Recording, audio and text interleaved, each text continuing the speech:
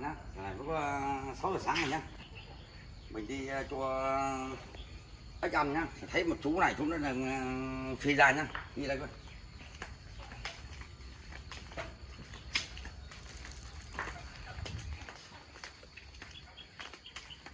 Nhá.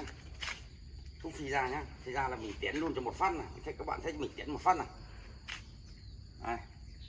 Con đạn nó gì đây cũng to này, đoạn này này. Đấy.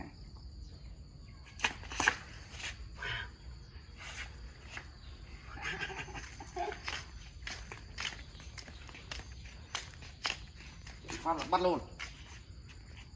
Bạn thấy đang cựa này nhá, đâu đang sống này này đấy. Đấy.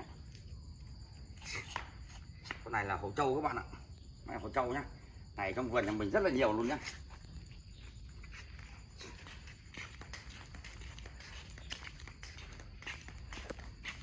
Ok,